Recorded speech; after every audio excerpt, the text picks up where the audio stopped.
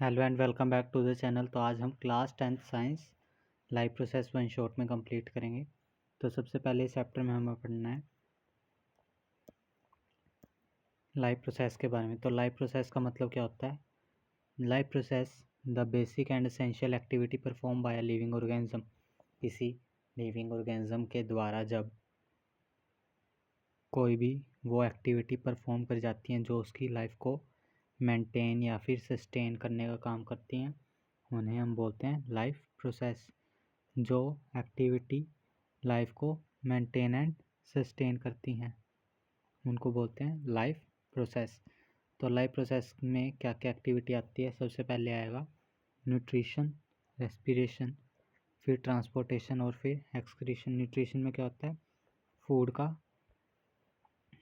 Obtain होना और उसको यूटिलाइज करना। मतलब इसमें हम पढ़ते हैं डाइजेस्टिव सिस्टम और डाइजेशन के बारे में। डाइजेस्टिव सिस्टम के बारे में न्यूट्रिशन में हमें पढ़ना होता है। इसके बाद आएगा रेस्पिरेशन। रेस्पिरेशन में क्या होता है? Break down of food to produce energy. Energy को या एटीपी की फॉर्म में एनर्जी बाहर निकालना। ब्रेक डाउन होता है फूड का। ब्रेक डाउन होगा किसकी मदद से होता है? पर break down of food using oxygen. Oxygen की मदद से ब्रेक डाउन होगा। अब ऑक्सीजन अंदर कैसे आती है उसके बारे में हम पढ़ते हैं रेस्पिरेशन में ही, ब्रीथिंग के बारे में। तो इसमें हमें पढ़ना है रेस्पिरेटरी सिस्टम के बारे में। इसके बाद आता है ट्रांसपोर्टेशन में क्या होता है? जो ऑक्सीजन की मदद से फूड टूटा उसका ट्रांसपोर्ट होगा यूजिंग ब्लड के बारे में इसमें पढ़ते हैं हम ट्रांसपोर्टेशन सिस्टम में, ब्लड एंड हार्ट के बारे में। ठीक है, पंपिंग ऑर्गन होता है जो transport useful and non useful substance from one part two another. किसकी मदद से? ब्लड की मदद से। एक्सक्रीशन में क्या होता है?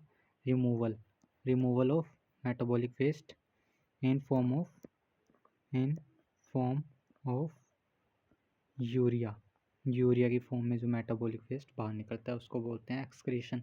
इसमें पढ़ना है हमें किडनी के बारे में। Kidney excretory system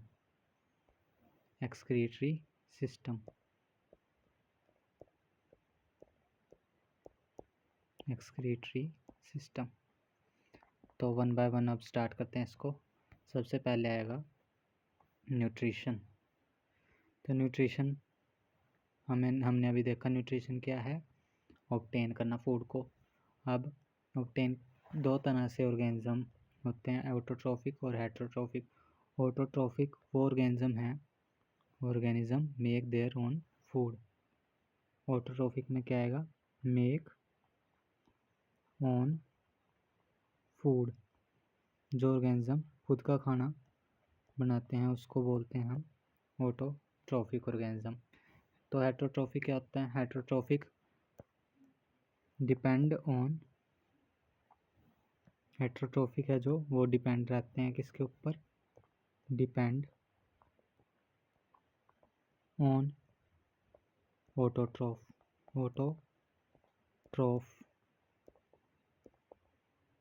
for food के लिए ऑटोट्रॉफ के ऊपर डिपेंड रहते हैं ये। ठीक है जी। इसके बाद आएगा एग्जाम्पल क्या है इसके? एग्जाम्पल में आ जाएगा ग्रीन प्लांट। ऑटोट्रॉफ का एग्जाम्पल ग्रीन प्लांट, साइनोबैक्टीरिया। अब हेटेरोट्रॉफिक है ना जो वो तीन तरह से डिवाइडेड है, पैरासाइटिक, होलोजोइक और सैप्रोफाइटिक और होलोजोइक। तो सबसे पहले पैरासाइटिक के बारे में पढ़ते हैं। पैरासाइटिक तो पहले हमें पढ़ना है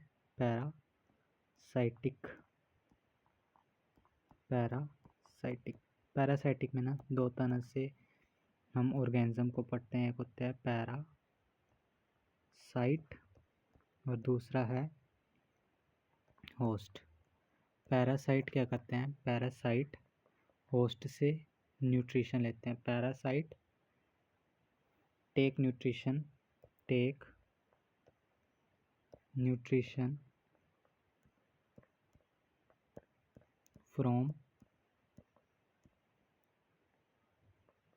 होस्ट। कहाँ से न्यूट्रिशन लेते हैं? होस्ट से। ठीक है, अब दो तरह से न्यूट्रिशन लेते हैं। पैरासाइट है जो वो दो तरह से न्यूट्रिशन लेता है। Take nutrition from host. ठीक है, by living inside body of host. Inside host body, या तो बॉडी के अंदर रह के। अगर बॉडी के अंदर रहेंगे तो उसको बोलेंगे एंडो पैरासाइट। Endo parasite. और अगर बॉडी के ऊपर रहेंगे, दूसरा है by living on the body. On the body. अगर बॉडी के ऊपर रहेंगे तो उसको बोलते हैं एक्टो पैरासाइट। Ecto parasite. ठीक है, इसके बाद आता है, तो ये था पैरासाइट के बारे में। ठीक है जी, इसके बाद हमें पढ़ना है सैप्रोफाइट के बारे में।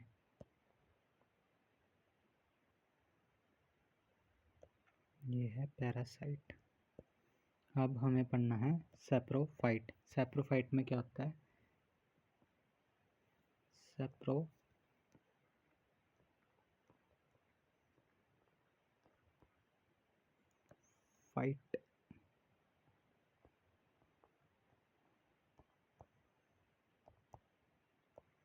Take nutrition from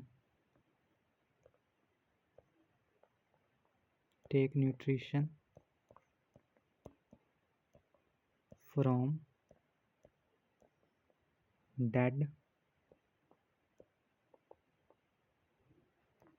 and decaying living organism। ये dead and decaying living organism से न्यूट्रिशन लेते हैं। कौन?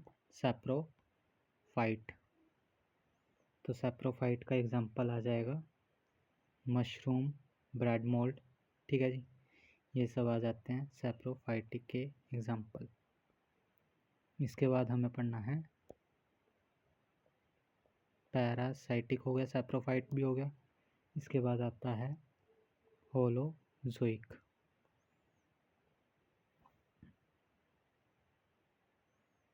अब आएगा होलोजोइक। होलोजोइक में क्या होता है? होलोजोइक है जो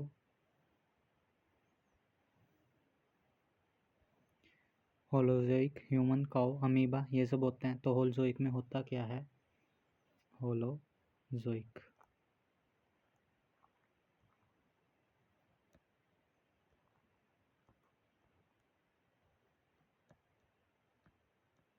होलोजोइक में ना 5 तरह के फंक्शन परफॉर्म होते हैं, और ये स्पेशल तरह का न्यूट्रिशन है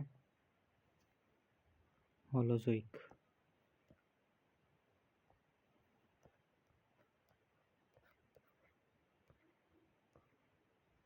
involve digestion,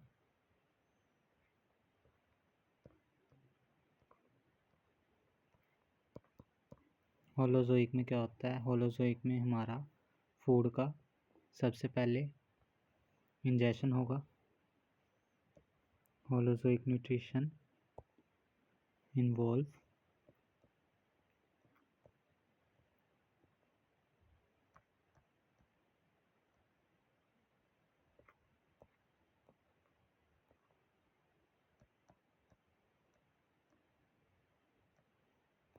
it involve 5 steps. इसमें 5 तरह के स्टेप होते हैं। ठीक है जी, तो सबसे पहला आता है इसमें इंजेशन।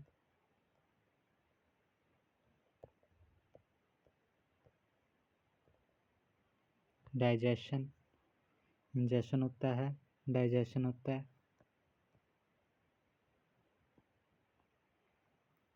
इसको हम आगे डिटेल में देखेंगे। Ingestion, digestion, then assimilation, absorption, then assimilation और फिर इजेशन।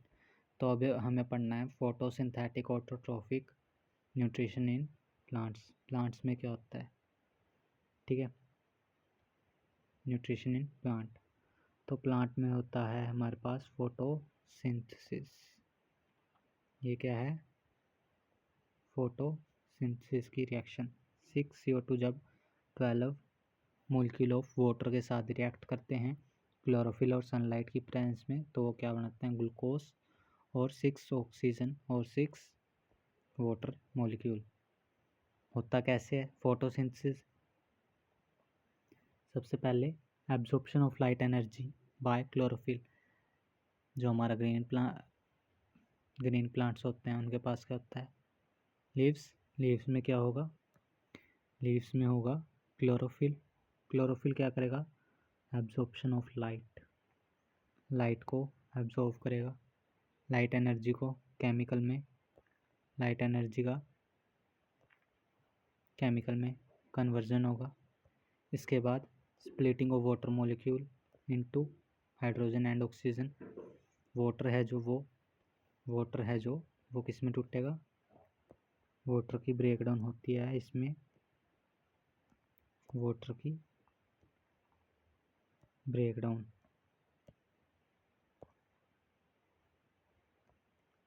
वाटर टूटता है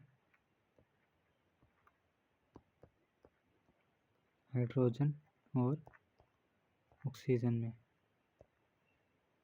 ठीक है। H2O की ब्रेकडाउन होगी वाटर और ऑक्सीजन में।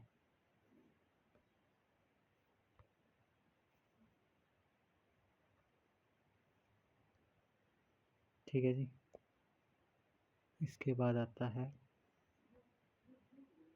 Reduction of carbon dioxide to carbon dioxide अब कार्बोहाइड्रेट में रिड्यूस होता है।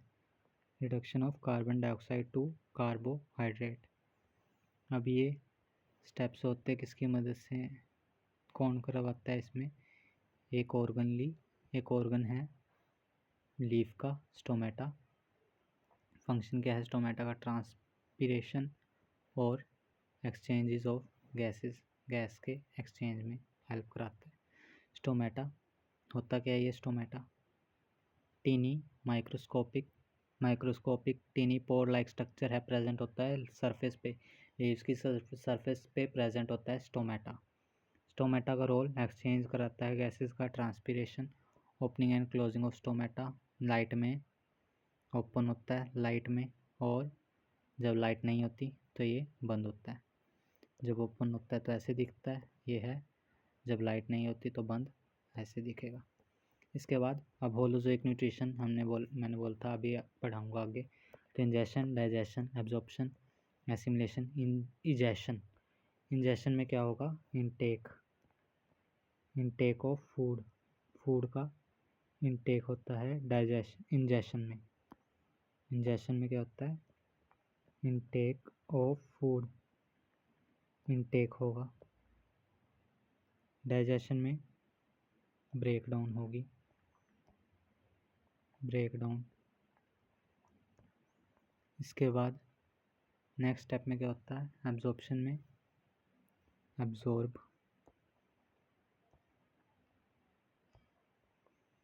एब्जॉर्ब होगा।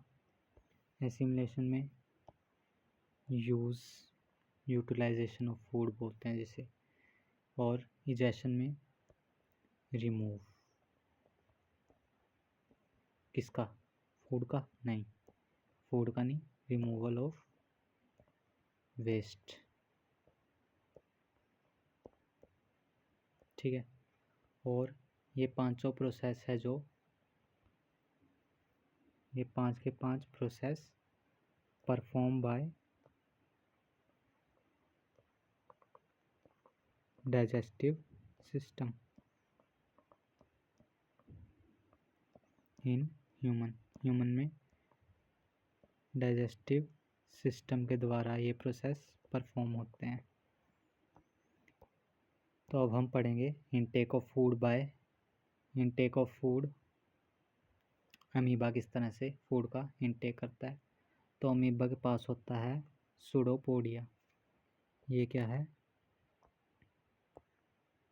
सूडोपोडिया। ये होता है फॉल्स फुट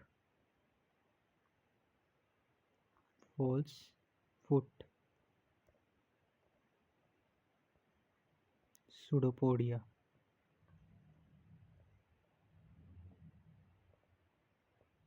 सूडोपोडिया बोला जाता है फॉल्स फुट को।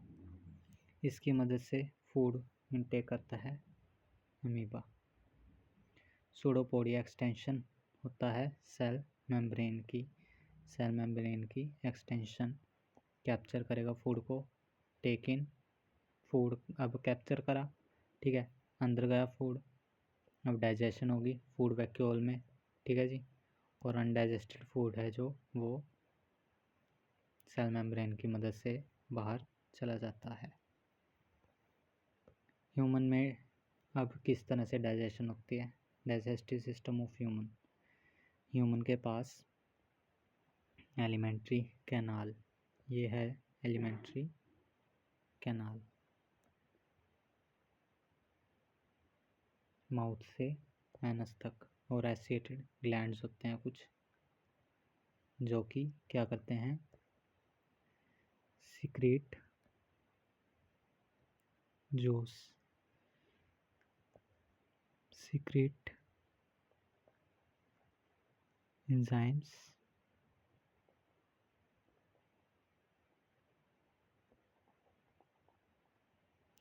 क्रिएट करते हैं, ठीक है, जो आगे किस चीज़ में हेल्प करवाएंगे, फूड की ब्रेकडाउन में।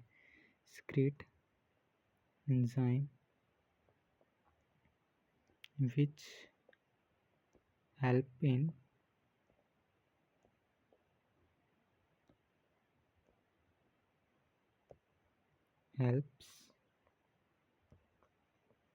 इन किस चीज़ में, ब्रेकडाउन ऑफ फूड, ब्रेकडाउन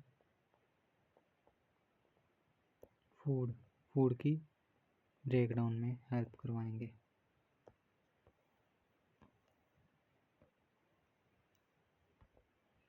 तो सबसे पहले माउथ में फूड जाता है, माउथ के बाद फूड आता है हमारे बक्कल कैविटी में, फिर फेरेक्स और oesophagus, stomach, small intestine, large intestine और एनस से रिमूवल, ठीक है। ये क्या है, इस तरह से फ्लो होता है फूड का फ्लो चार्ट, किस तरह से फूड फ्लो होगा हमारी बॉडी में। तो सबसे पहले माउथ के बारे में पढ़ते हैं। माउथ में क्या होता है, टीथ होंगे, टंग, सलाइवरी ग्लैंड। टीथ क्या करेगा, मैकेनिकली डाइजेशन करेगा च्यूइंग के द्वारा, ठीक है। इसके बाद टंग का क्या काम है, टेस्टिंग के लिए। सलाइवरी ग्लैंड प्रेजेंट होते हैं जो कि सलाइवा क्रिएट करते हैं। सलाइवा में क्या मिलता है, सलाइवरी अमाइलेज जो कि कार्बोहाइड्रेट को तोड़ेगा। ब्रेक कार्बोहाइड्रेट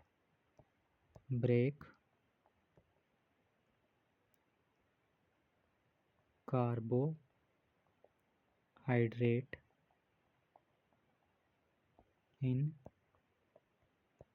सिंपल शुगर में कार्बोहाइड्रेट का ब्रेकडाउन होगा। इसके बाद आएगा इस फूड कहाँ जाएगा, इसके बाद माउथ से ईसोफेगस में। तो ईसोफेगस में क्या होता है, ईसोफेगस में पेरिस्टाल्टिक मूवमेंट होती है, contraction and relaxation of food. क्या होता है इसमें, कॉन्ट्रैक्शन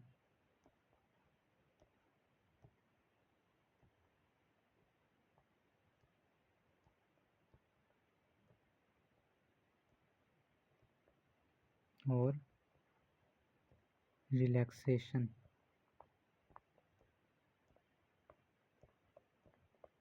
होती है फूड की।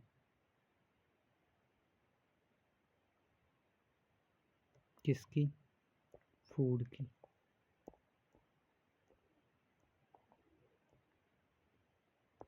ठीक है। इसके बाद फूड कहाँ जाएगा? स्टमक के बाद फूड जाता है ईसोफेगस के बाद स्टमक में। स्टमक में क्या है? गैस्ट्रिक ग्लैंड, जो कि गैस्ट्रिक जूसेस एंजाइम्स को सक्रीट करता है, जिसमें 3 तरह के एंजाइम होते हैं, HCl, म्यूकस और पेप्सिन। HCl एसिडिक पीएच होता है इसका। दूसरा क्या काम है?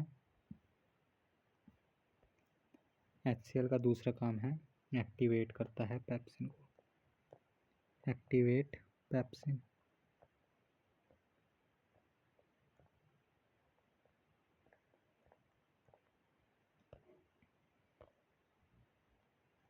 एक्टिवेट करेगा ये पेप्सिन को। कौन करता है? HCl activate pepsin.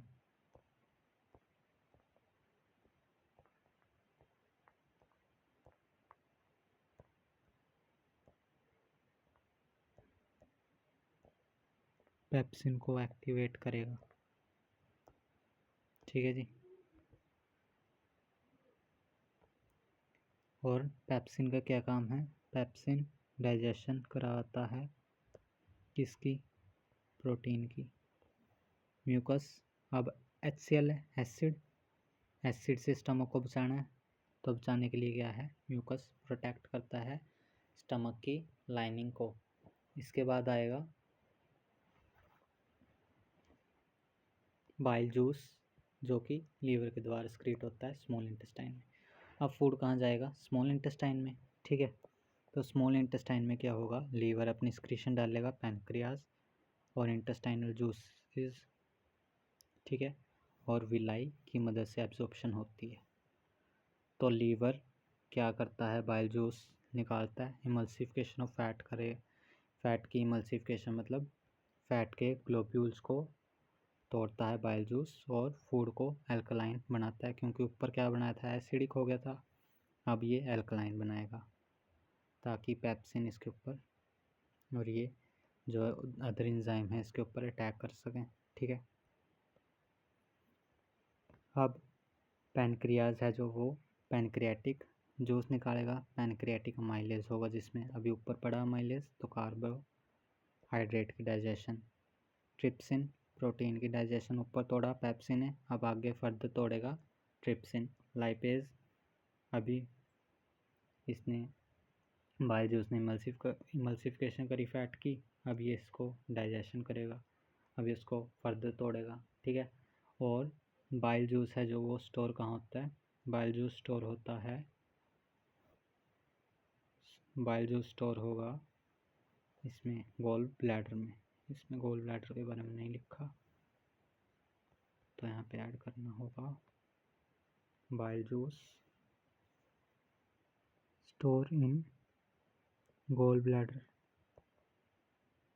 Store in gall bladder.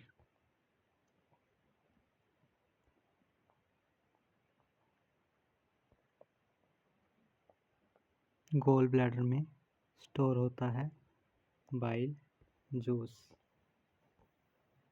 अब डाइजेशन होगी, इंटेस्टाइन ने भी अपना जूसेस रिलीज़ करके डाइजेशन करवा लिया। अब फिर क्या होगा? डाइजेशन के बाद हमने पढ़ा था एब्जॉर्प्शन, तो इंटेस्टाइन के पास क्या होता है? विलाई नाम का, विलाई, इस तरह से विलाई प्रेजेंट होती है। ठीक है। जो कि क्या करवाएगी? डाइजेशन के बाद एब्जॉर्प्शन करवाती है। ठीक है। एब्जॉर्प्शन करवाएगी, तो विलाई क्या करती है? Villi increase surface area. Surface area increase करती है फॉर एब्जॉर्प्शन। ठीक है। इसके ऊपर क्वेश्चन आते हैं कि विलाई क्यों प्रेजेंट होती है, तो वो सरफेस एरिया इंक्रीज़ करती है एब्जॉर्प्शन के लिए। अब फूड जाएगा लार्ज इंटेस्टाइन में, एब्जॉर्प्शन होगी वाटर की, और यहाँ पे कुछ भी डाइजेस्ट नहीं होता, सिर्फ वाटर की एब्जॉर्प्शन होगी। अब रेक्टम में जो अनडाइजेस्टेड वेस्ट है रेक्टम में स्टोर होगा और एनएस की मदद से removal of waste, removal of faecal matter, faecal matter का रिमूवल किसकी मदद से, एनएस की मदद से। तो ये है एनसीईआरटी का डायग्राम, एनसीईआरटी डायग्राम। इसके बाद आएगा रेस्पिरेशन। तो रेस्पिरेशन में क्या होता है, अब रेस्पिरेशन और ब्रीथिंग ना दो अलग अलग प्रोसेसेस हैं, रेस्पिरेशन एंड ब्रीथिंग।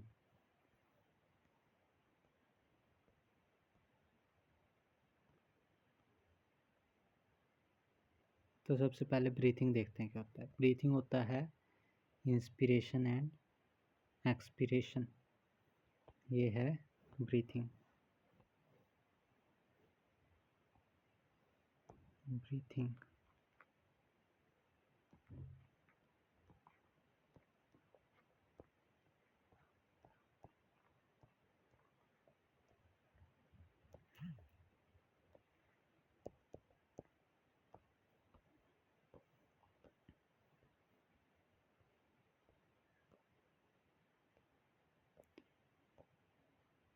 तो ब्रीथिंग में सबसे पहले आता है नोज, नोज से, नोज क्या होता है, नोस्ट्रिल, ठीक है। नोस्ट्रिल के बाद नेज़ल चैम्बर, नोज के ही पार्ट हैं ये, नोस्ट्रिल, नेज़ल चैम्बर। इसके बाद अंदर जाएगी एयर फेरेक्स, फिर लैरेक्स, फिर ट्रैकिया, ब्रोंकाई, ब्रोंक्योल और लास्ट में एल्वियोलाई। यहाँ क्या आ जाता है, एल्वियोलाई, एल्वियोलाई, ठीक है जी। ये है पाथवे रेस्पिरेटरी सिस्टम का, कहाँ से कहाँ जो ऑक्सीजन या फिर CO2 है वो कहाँ से किस तरफ मूव करेगी, कैसे मूव करेगी। तो हमारे पास रेस्पिरेटरी सिस्टम में लंग्स होते हैं। कौन मदद करवाएगा इस चीज़ में, हमारी लंग्स, ठीक है। अब डिफरेंट एनिमल के पास डिफरेंट ऑर्गन होते हैं। एक्वाटिक एनिमल्स जैसे फिश, फिश का रेस्पिरेटरी ऑर्गन क्या है, गिल्स। टेरेस्ट्रियल में आएगा लंग्स। एम्फीबियन में आता है स्किन, लंग्स, ठीक है। स्किन और लंग्स आते हैं किस में, एम्फीबियन में। फ्रॉग स्किन और लंग्स की मदद से सांस लेता है। अब हम पढ़ेंगे रेस्पिरेशन। रेस्पिरेशन होता क्या है, when we hear the word respiration immediately think about breathing. जब भी हम रेस्पिरेशन वर्ड सुनते हैं ना तो हमें याद आता है ब्रीथिंग के बारे में, याद आता है हमें रेस्पिरेशन का, हमें रेस्पिरेशन के बारे में याद नहीं आता, हमें याद आता है ब्रीथिंग के बारे में। But breathing is only taking in and giving out air. तो यहाँ पे क्या लिखा है इसने, ब्रीथिंग होता है एयर को लेना और एयर को बाहर छोड़ना, ठीक है। Is important for respiration to take place, respiration हो उसके लिए ब्रीथिंग एक इम्पोर्टेंट स्टेप है। पर रेस्पिरेशन क्या है, रेस्पिरेशन ये है रेस्पिरेशन, ये होता है respiration. Process of breakdown of या फिर oxidation of food to release energy in is respiration. Energy किस फॉर्म में रिलीज होती है, और एनर्जी होती है ATP की फॉर्म में रिलीज, ठीक है। अब रेस्पिरेशन के स्टेप क्या क्या होते हैं, सबसे पहले ग्लूकोज से पायरोवेट, ग्लूकोज से पायरोवेट में ब्रेकडाउन। सबसे पहले क्या था, ग्लूकोज था 6 कार्बन का, ये आगे टूटता है साइटोप्लाज्म में, साइटोप्लाज्म में सेल के किस में टूटेगा, ये पायरोवेट, पायरोवेट में ब्रेकडाउन होगी। पायरोवेट है 3 कार्बन का मॉलिक्यूल, ठीक है। यहाँ से यहाँ तक के प्रोसेस को बोलते हैं हम ग्लाइकोलाइसिस, जो कि सभी में होता है, चाहे वो एनारोबिक रेस्पिरेशन हो बिना ऑक्सीजन के, चाहे ऑक्सीजन के प्रेजेंस में हो, ठीक है। ये स्टेप सभी में देखने के लिए मिलता है। उसके बाद होता है एब्सेंस ऑफ ऑक्सीजन में यीस्ट, एब्सेंस ऑफ ऑक्सीजन, अगर ऑक्सीजन ना हुई तो क्या होगा, यीस्ट में होगा प्रोसेस, यीस्ट में बिना ऑक्सीजन के होता है ये प्रोसेस। और इसमें बनता क्या है, इसमें बनता है ethanol plus CO2 plus energy, बहुत ही कम एनर्जी पर, ठीक है। ये था यीस्ट में। अब ह्यूमन की मसल सेल में, in human muscle cell, human की मसल सेल्स में lack of oxygen, lack of oxygen present है पर कम, ठीक है। तो यहाँ पे क्या बनता है, लैक्टिक एसिड प्लस एनर्जी, इस स्टेप को बोलते हैं ऊपर वाले को, जब इथेनॉल और ये CO2 बना, इसको बोलते हैं अल्कोहलिक फर्मेंटेशन, अल्कोहलिक फर्मेंटेशन।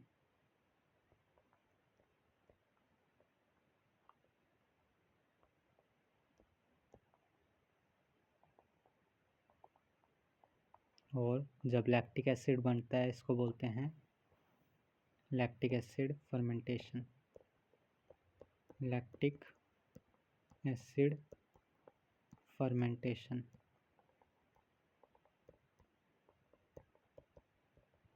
ठीक है।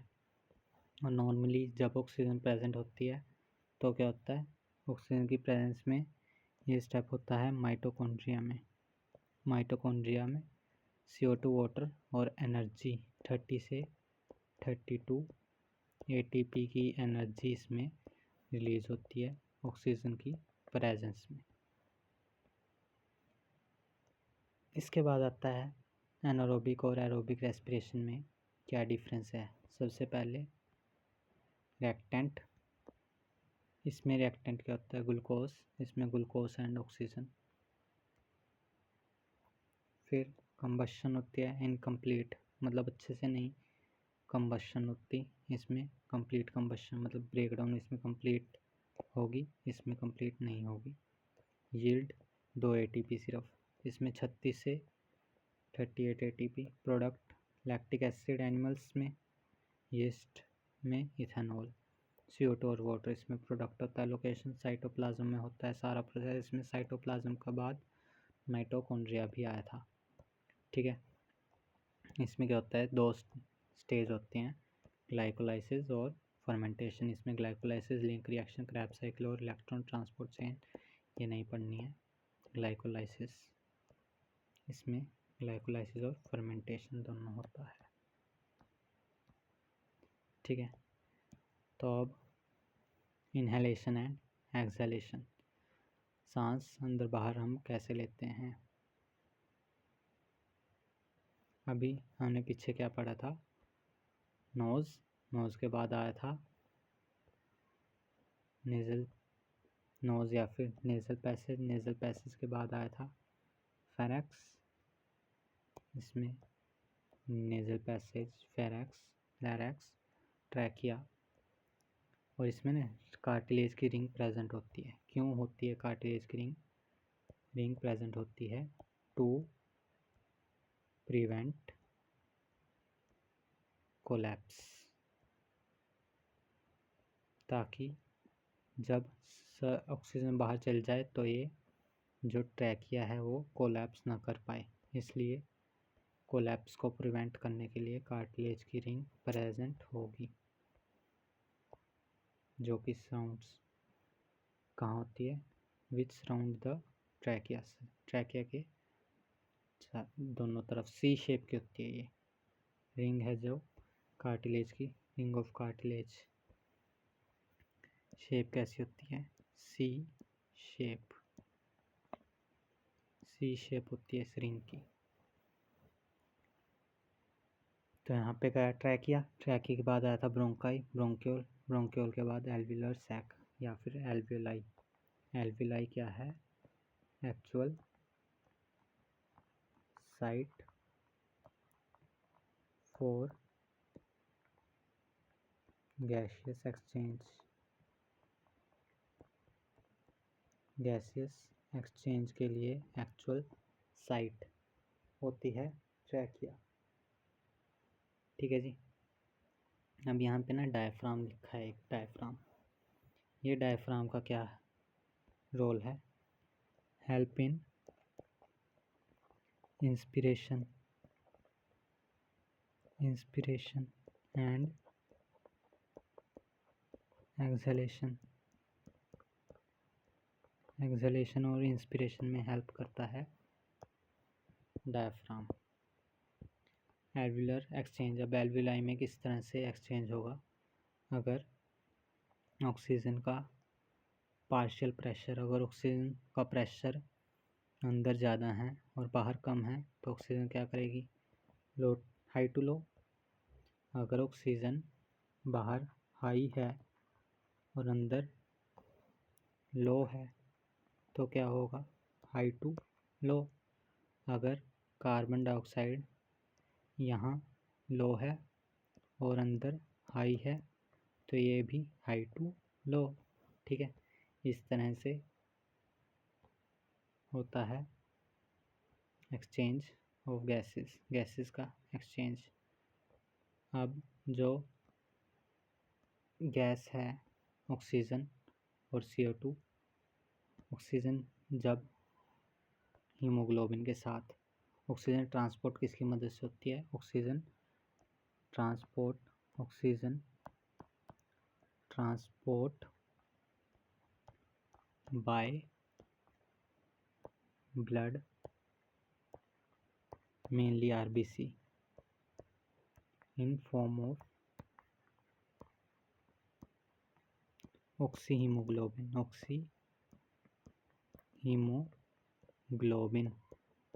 ऑक्सीहीमोग्लोबिन की फॉर्म में ये जो ऑक्सीजन है वो ट्रांसपोर्ट होती है हमारी बॉडी में।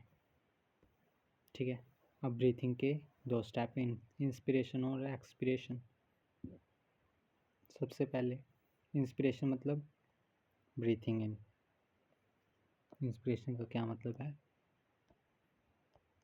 Breathing in. Breathing in, breath out होता है एक्सपिरेशन, ब्रीथिंग आउट एक्सपिरेशन। ठीक है, तो ब्रीथिंग इन में क्या होता है? सबसे पहले ना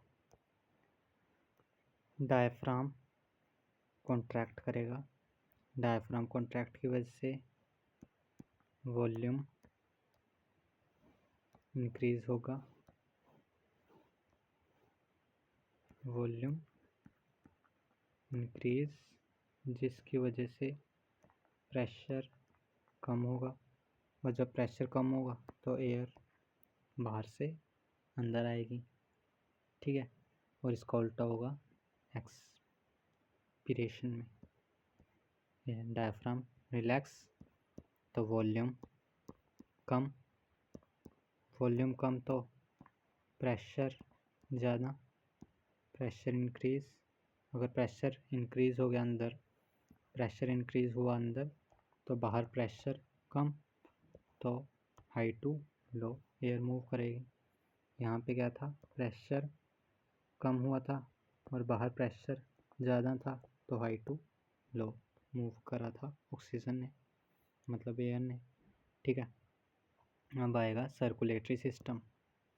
ब्लड और हार्ट के बारे में पढ़ना है। अब दो तरह से होता है सर्कुलेटरी सिस्टम, ओपन या फिर क्लोज।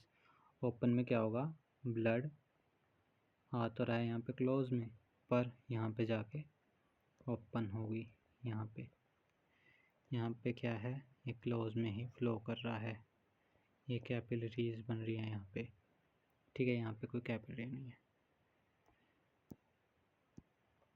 अब ब्लड सेल तीन तरह के होते हैं, आरबीसी, डब्ल्यूबीसी, प्लेटलेट्स। आरबीसी का शेप बाइकॉनकेव और सर्कुलर, इसका कोई शेप नहीं होता, राउंडेड होते हैं, और ये भी राउंडेड और ओवल। साइज 7 से 8 माइक्रोमीटर, स्मॉलर देन डब्ल्यूबीसी से कम, ये आरबीसी से ज़्यादा बड़ा साइज होता है डब्ल्यूबीसी का, इनका साइज़ भी कम है।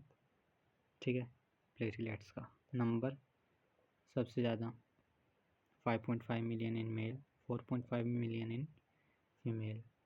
8,000 से 11,000 तक डब्ल्यूबीसी होते हैं, और platelets 1.5 to 4.5 lakh. Colour, red blood cell का रेड होता है हीमोग्लोबिन की वजह से। डब्ल्यूबीसी कलरलेस, प्लेटलेट भी कलरलेस। स्ट्रक्चर, मैच्योरिटी पे सभी ऑर्गेनेल्स को लॉस कर देते हैं। आरबीसी, इनके पास ऑर्गेनेल्स प्रेजेंट होती है, ये नॉन न्यूक्लिएटेड होते हैं। प्लेटलेट्स, फंक्शन ट्रांसपोर्ट में ऑक्सीजन और कार्बन डाइऑक्साइड का, ये सोल्जर की तरह, मतलब ये इम्यूनिटी प्रोवाइड करते हैं डब्ल्यूबीसी, और ये ब्लड की क्लॉटिंग में प्लेटलेट्स हेल्प करेंगे। अब आएगा ह्यूमन हार्ट। ह्यूमन हार्ट में सबसे मेन इम्पोर्टेंट है डबल सर्कुलेशन। डबल सर्कुलेशन,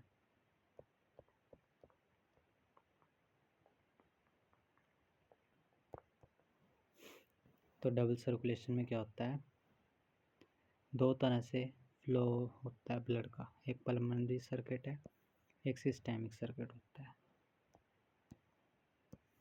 तो सबसे पहले होगा क्या, ये है हमारे टिश्यू के पास है डीऑक्सीजनेटेड ब्लड, तो डीऑक्सीजनेटेड ब्लड पहले वेना कैवा की मदद से डीऑक्सीजनेटेड ब्लड कहाँ जाएगा, पल्मोनरी, सबसे पहले जाएगा राइट ओरिकल में। डीऑक्सीजनेटेड ब्लड वेना कैवा की मदद से पूरी बॉडी से राइट ओरिकल में जाएगा। राइट ओरिकल के बाद ये ब्लड जाता है राइट वेंट्रिकल में। अब राइट वेंट्रिकल के बाद ये जाएगा लंग्स में, क्यों, क्योंकि इसको चाहिए ऑक्सीजन, ऑक्सीजनेटेड होने के लिए। तो एक इसकी मदद से जाता है पल्मोनरी आर्टरी, डीऑक्सीजनेटेड ब्लड लेके जाएगी लंग्स के पास। ऑक्सी ब्लड जा रहा है अभी कहाँ, लंग्स के पास। ठीक है, और पल्मोनरी आर्टरी ने दिया ब्लड लंग्स को। अब लंग्स के बाद लंग्स में क्या हुआ, ऑक्सीजनेशन, ऑक्सीजनेटेड हो गया ब्लड। ऑक्सीजनेटेड ब्लड अब जाएगा लेफ्ट ओरिकल में। 4 चैम्बर होते हैं क्योंकि हमारे पास, सबसे पहले राइट वेंट्रिकल में गया था, फिर राइट ओरिकल में, अब लेफ्ट वेंट्रिकल में गया। लेफ्ट वेंट्रिकल के बाद कहाँ गया, लेफ्ट ओरिकल के बाद लेफ्ट वेंट्रिकल में गया। ठीक है, यहाँ पे गया ये पल्मोनरी वेन के बाद, पल्मोनरी वेन के मदद से लेफ्ट ओरिकल में गया था लंग्स के बाद। अब इसमें से नीचे जाएगा लेफ्ट वेंट्रिकल में। लेफ्ट वेंट्रिकल से ये जाएगा एओर्टा की मदद से ऑक्सीजनेटेड ब्लड पूरी बॉडी टिश्यू में। ठीक है जी, तो एक बार दोबारा इसको देखते हैं। सबसे पहले क्या हुआ, सबसे पहले इसमें डीऑक्सीजनेटेड ब्लड टिश्यूज़ के पास था, तो टिश्यूज से गया डीऑक्सीजनेटेड ब्लड वेना कैवा की मदद से पूरी बॉडी से आया राइट ओरिकल में। राइट ओरिकल के बाद गया ये राइट वेंट्रिकल में। राइट वेंट्रिकल से गया पल्मोनरी आर्टरी की मदद से डीऑक्सीजनेटेड ब्लड डीऑक्सीजनेटेड ब्लड गया लंग्स के पास। अब लंग्स में मिली ऑक्सीजन, ऑक्सीजन हुई ऐड, ऑक्सीजन ऐड होने के बाद पल्मोनरी वेन की मदद से ये गया लेफ्ट ऑरिकल में, लेफ्ट ऑरिकल के बाद गया था ये लेफ्ट वेंट्रिकल में, लेफ्ट वेंट्रिकल के बाद गया ऑक्सीजनेटेड ब्लड एओर्टा की मदद से पूरी बॉडी के अंदर, ठीक है, पूरी बॉडी में। तो यहाँ पे आएगा डीऑक्सीजनेटेड गया है, ये भी डीऑक्सी, यहाँ पे ऑक्सीजनेटेड, ये भी ऑक्सीजनेटेड। अब आर्टरी और वेन और कैपिलरी में क्या डिफरेंस है? आर्टरी थिक वॉल होती हैं, वेन थिन वॉल, इनकी भी, कैपिलरी की भी thin wall, carry blood from heart to different organ, heart से डिफरेंट ऑर्गन तक लेकर जाती है आर्टरी, एओर्टा थी जैसे। ये वेन ऑर्गन से हार्ट तक, capillary artery to vein. Artery के पास कोई वॉल्व नहीं होता, पर वेन के पास वॉल्व होते हैं। एक्सट्रीमली नैरो होती है कैपिलरी, कोई वॉल्व नहीं होता। Artery basically oxygenated blood carry करती है, पर पल्मोनरी आर्टरी डीऑक्सीजनेटेड करेगी। वेन ज़्यादातर डीऑक्सीजनेटेड करती है, पर पल्मोनरी वेन कैसा करेगी? ऑक्सीजनेटेड। कैपिलरी फूड को एक्सचेंज कराती है, गैसेस का या फिर वेस्ट प्रोडक्ट का। इसके बाद है, तो बीपी क्या होता है? बीपी होता है ब्लड प्रेशर, ठीक है, नॉर्मल ब्लड फ्लो इस तरह से आएगा। ये ब्लड ऑक्यूलेशन, सिस्टोलिक प्रेशर जब ज़्यादा होता है। सिस्टोलिक और डायस्टोलिक का मतलब क्या होता है वैसे? सिस्टोलिक का मतलब होता है कॉन्ट्रैक्शन, कॉन्ट्रैक्शन, ये होता है रिलैक्सेशन। डायस्टोलिक प्रेशर इसमें ज़्यादा होता है, कफ का प्रेशर कम। इसमें सिस्टोलिक प्रेशर ज़्यादा, कफ का प्रेशर कम। इसमें कफ प्रेशर ब्लॉक, ब्लड फ्लो को ही ब्लॉक कर दिया इसमें, ठीक है। अब है ट्रांसपोर्ट इन प्लांट। प्लांट में ट्रांसपोर्ट होता है, शॉर्ट ट्रांसपोर्ट और लॉन्ग ट्रांसपोर्ट, दो तरह से होता है। तो ट्रांसपोर्ट इन प्लांट दो तरह से होता है, short distance transport, long distance transport. Short में डिफ्यूजन और ऑस्मोसिस की मदद से वेस्कुलर सिस्टम कराता है लॉन्ग डिस्टेंस का ट्रांसपोर्ट। वेस्कुलर सिस्टम में जाइलम और फ्लोएम होते हैं, ठीक है। जाइलम वाटर एंड मिनरल का ट्रांसपोर्ट, फ्लोएम फूड का ट्रांसपोर्ट करवाता है। तो इसमें क्या होता है? ट्रांसपोर्ट ऑफ वाटर का ट्रांसपोर्ट किसकी मदद से होता था? जाइलम की मदद से, ठीक है। सबसे पहले transport of water, absorption of ion by the root from soil. Soil में क्या होगा? सॉइल में होंगे मिनरल, ठीक है, एंड वाटर होगा, तो ये सब एब्जॉर्प्शन होगी इसकी, आयंस की। फिर movement of water into root, root xylem की मदद से रूट जाइलम क्या करेगा? सॉइल में से मिनरल या फिर वाटर को लेगा, आगे स्टेम जाइलम के पास भेजेगा।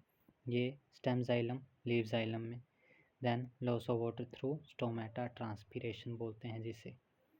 वाटर का ये लीफ होगा, लीफ के ऊपर क्या थे? स्टोमेटा ओपन हो जाएंगे तो वाटर बाहर निकल जाएगा, तो ट्रांसपीरेशन। सक्शन प्रेशर डेवलप होगा जिसकी मदद से वाटर वापस नीचे चला जाता है। जाइलम और फ्लोएम में क्या डिफरेंस है? तो जाइलम एंड फ्लोएम, जाइलम क्या करता है? Conduct water and mineral from root to leaf, root से लीफ तक। यहाँ पे कंडक्शन ऑफ फूड फ्रॉम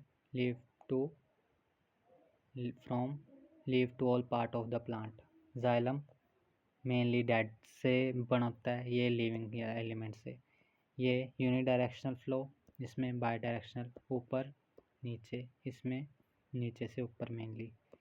चार तरह का tracheid vessel, xylem, parenchyma, xylem fibre होते हैं। इसमें चार तरह के cell, phloem fibre, sieve tube, companion cell और फ्लोएम पेरेन्काइमा। इसके बाद आता है एक्सक्रीशन। एक्सक्रीशन में सबसे मेन इम्पोर्टेंट है urine formation. Urine formation, excretion क्या होता है? बायोलॉजिकल प्रोसेस है, ऑर्गेनिज्म, हर एक ऑर्गेनिज्म परफॉर्म करता है ताकि रिमूव कर सके, metabolic waste, nitrogen of waste from the body में से रिमूव कर सके। ठीक है, वेस्ट प्रोडक्ट क्या क्या होते हैं? Ammonia, urea, carbon dioxide, water और मिनरल सॉल्ट। पर इसमें हमें पढ़ना है यूरिन के बारे में, यूरिन या फिर यूरिया, ये सब नाइट्रोजनस वेस्ट का removal. Waste, origin of waste product, कहाँ कहाँ ओरिजिन होता है? Ammonia, breakdown of amino acid in liver में क्या होता है? अमीनो एसिड्स हैं जो उनका ब्रेकडाउन होगा, एक्सक्रीटरी ऑर्गन, किडनी की मदद से बाहर निकलते हैं। यूरिया, अमोनिया की कन्वर्जन होती है लीवर में, किडनी या फिर स्किन की मदद से रिमूव होगा। कार्बन डाइऑक्साइड सेलुलर रेस्पिरेशन में बनता है, वेस्ट ही है, ठीक है, पर एक्सक्रीटरी ऑर्गन बाहर निकलता है लंग्स के द्वारा। वाटर है जो, वो भी सेलुलर रेस्पिरेशन में बनता है ग्लूकोज की ब्रेकडाउन पे, किडनी, इंटेस्टाइन या फिर स्किन या लंग्स के द्वारा बाहर निकल जाता है। Mineral salt, food and water होता है ओरिजिन, किडनी या फिर स्किन के द्वारा ही रिमूवल होता है। अब एक्सक्रीटेड प्रोडक्ट अलग अलग और अलग अलग ऑर्गेनिज्म में अलग अलग होते हैं। अमोनिया सबसे टॉक्सिक है, तो सबसे पहले बाहर निकलेगा, तो इसके लिए क्या चाहिए? वाटर चाहिए, और वाटर किसके पास होता है? एक्वेटिक। तो मोड क्या है? मोनोटैलिक, मोनोटेलिज्म ऑर्गेनिज्म है मोनोटैलिक। तो example most aquatic, urea less toxic है, तो बहुत ही कम पानी चाहिए। Ureotelism organism ureotelic, mammal, many amphibian में। यूरिक एसिड सबसे ही कम टॉक्सिक, इसमें लीस्ट टॉक्सिक है ये यूरियोटेलिज्म। मोड है, ऑर्गेनिज्म को बोलते हैं यूरियोटैलिक, बर्ड एंड रेप्टाइल में देखने के लिए मिलता है। इसमें बेसिकली क्या होता है? पैलेट्स की फॉर्म में रिमूवल। इसमें क्या होगा? वाटर की, इसमें वाटरी सब्सटेंस निकलता है, अमोनिया जैसे यूरिन होता है हमारे पास, ठीक है। इसके बाद आता है एक्सक्रीटरी सिस्टम। 2 किडनी होती हैं हमारे पास, 2 यूरेटर हैं, ठीक है। इसके बाद एक यूरिनरी ब्लैडर है जो कि स्टोर करता है यूरिन को, यूरिथ्रा की मदद से बाहर निकल जाता है। किडनी प्रोड्यूस यूरिन प्रोड्यूस करती है, किसकी मदद से? प्रोड्यूस यूरिन यूजिंग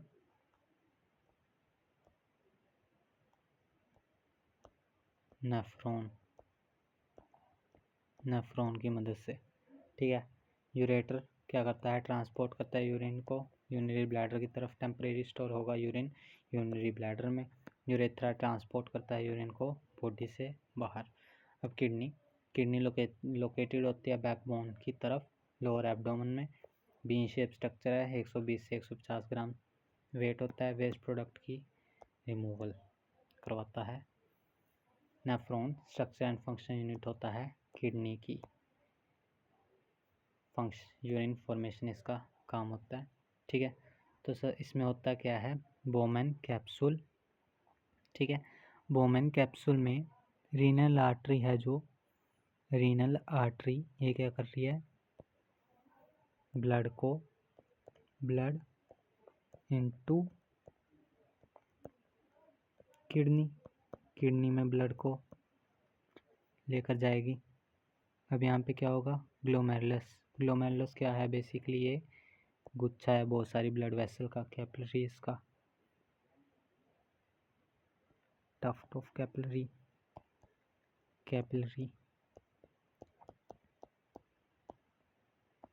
ठीक है, बहुत सारी कैपिलरीज का गुच्छा। इसके बाद यहाँ पे क्या होगा? एब्जॉर्प्शन होगी न्यूट्रिएंट्स की। देन तो ये जो 3 स्टेप होते हैं यूरिन फॉर्मेशन के, ग्लोमेरुलस फिल्ट्रेशन वो होगा यहाँ पे, ठीक है। फिर जब फिल्ट्रेशन होगी, इसके बाद क्या होता है? ये रहा यहाँ पे ग्लोमेरुलस फिल्ट्रेशन यहाँ पे होगी। इसके बाद नीचे जाएगा, इसके आसपास ना क्या है? आर्टरीज होंगी। तो आर्टरी में क्या होगा? रीएब्जॉर्प्शन, जिस जरूरत कुछ ऐसे सब्सटेंस है जिनकी हमें ज़रूरत थी पर यहाँ से बाहर निकल गए, उसको रीएब्जॉर्ब करवाएंगे। फिर सिक्रीशन, अगर इसमें चला गया कुछ हार्मफुल रह गया तो ये बाहर आएगा, ठीक है, सिक्रीशन। देन जिसको वो सिलेक्टिव रीएब्जॉर्प्शन हो गया, ग्लोमेरुलस फिल्ट्रेशन हुई थी ग्लोमेरुलस में, ठीक है, सिलेक्टिव रीएब्जॉर्प्शन होगी। इसके बाद ट्यूबुलर सिक्रीशन भी होगी और इसके बाद यूरिन बन के बाहर निकल जाएगा, जिसको बोलते हैं एक्सक्रीशन। इसके बाद है एक्सक्रीशन इन प्लांट्स में किस तरह से एक्सक्रीशन होती है। Oxygen and carbon dioxide diffuses through stomata की मदद से डिफ्यूज़न होती है। Excretion excess water remove by transpiration के द्वारा, वाटर अगर ज़्यादा हो तो बाहर निकल सकता है। Plant can even loss some of their old part को प्लांट खुद ही रिमूव कर देते हैं। Many plant waste product are store in cellular vacuole में बहुत सारा वेस्ट प्रोडक्ट स्टोर होता है। लेटेक्स गम ये सब वेस्ट प्रोडक्ट हैं जो कि रिमूव होते हैं प्लांट के द्वारा। Plant also create some waste substance in soil में भी वेस्ट सब्सटेंस को रिमूव करते हैं। तो ये था आपका chapter life process. So thank you for watching and all the best for your exam.